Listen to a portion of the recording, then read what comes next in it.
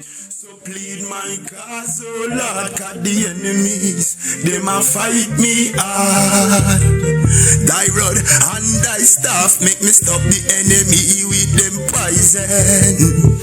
Man a steel, man a lightning. When thunder a clap, it sound frightening. Black rain fall, it no fall lightly. When you're born and when you're dead, it untimely.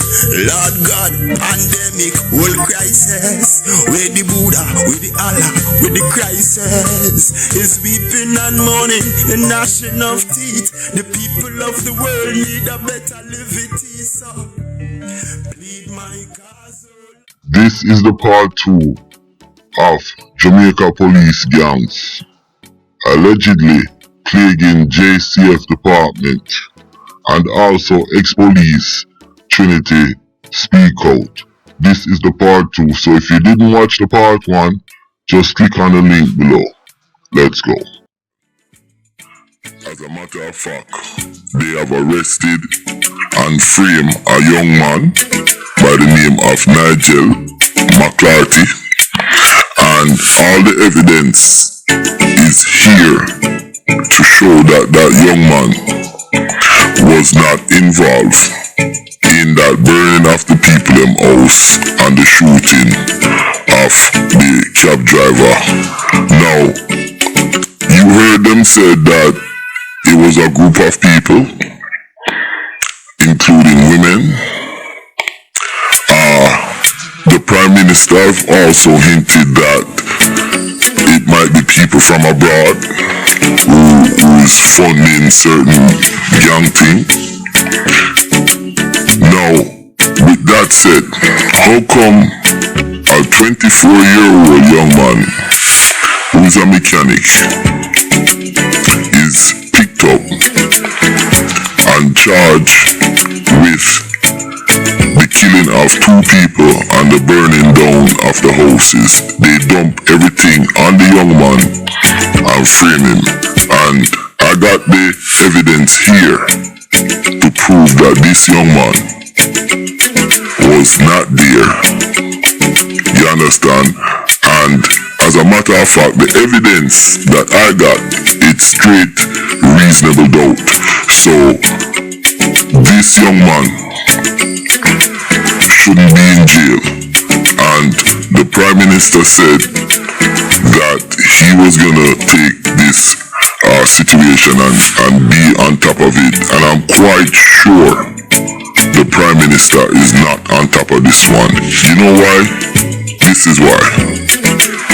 Hey, my name is Sister. Our conversation on the day to never feel. So that's a them conversation. So this are the 12. I think them they converse on the 12 too. Yeah. Oh, if you see the hours, see them at when sister text him, asking him alright, 12:10 a.m. So she asked him when him not sleeping, saying they want 9 nights. So, you see? All of these things, so. And then this is the 14th. Then we converse on the 14th as well. Just to clarify, if you just hear, that's you, Mr. Mclary, mother, showing the video and the WhatsApp messages, stating that he wasn't there. And like me said, you heard the Prime Minister and the police commissioner said that women was involved, it was a group of men.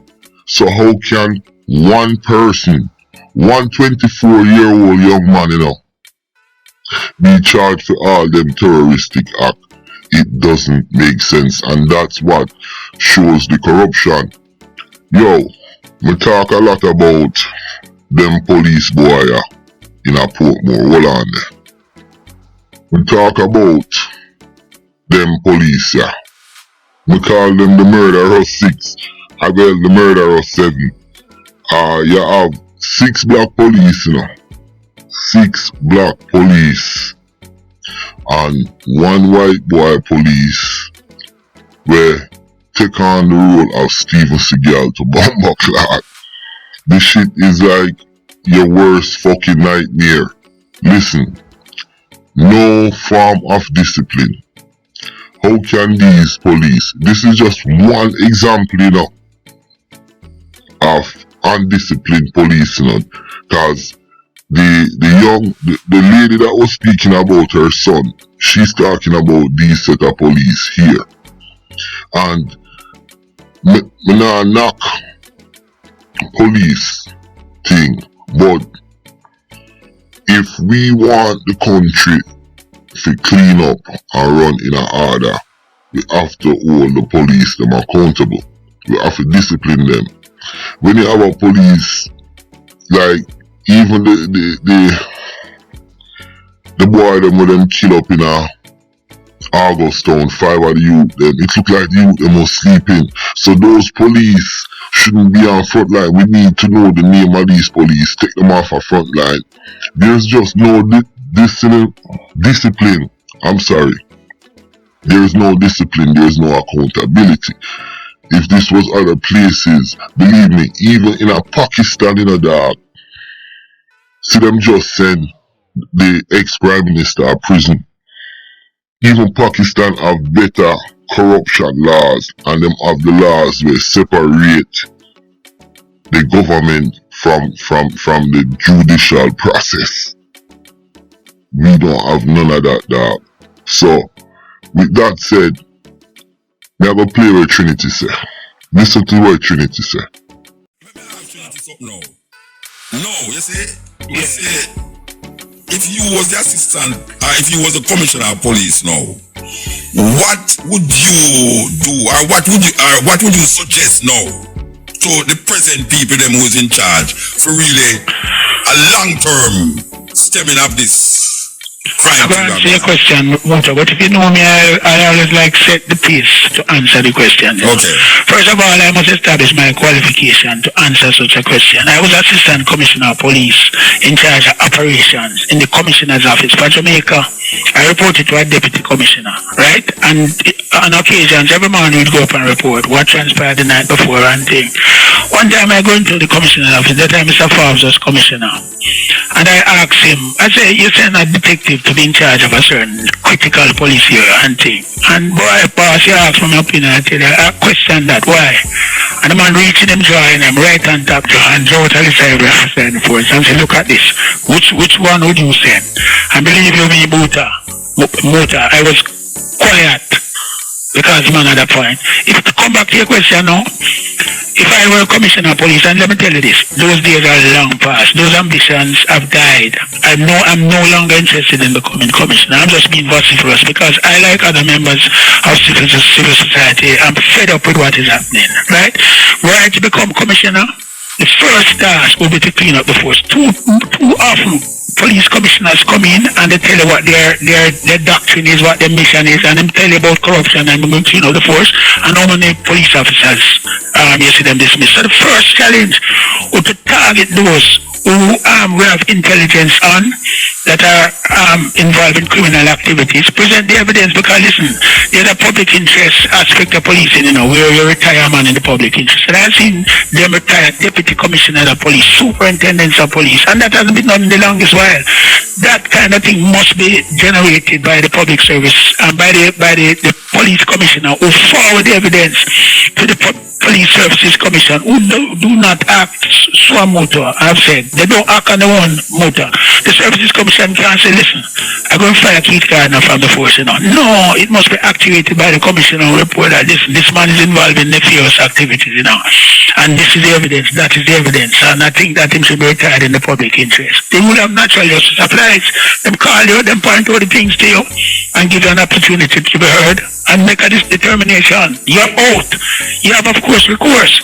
Right? You can always apply to the Jamaica Privy Council, and the Constitution makes allowance for that and thing. And if they think that it was unfair and unjust, then they get back to work. But I think right now, too much friendship going on in this thing, and man covering up for man, and the time has come now, like for men like me to talk.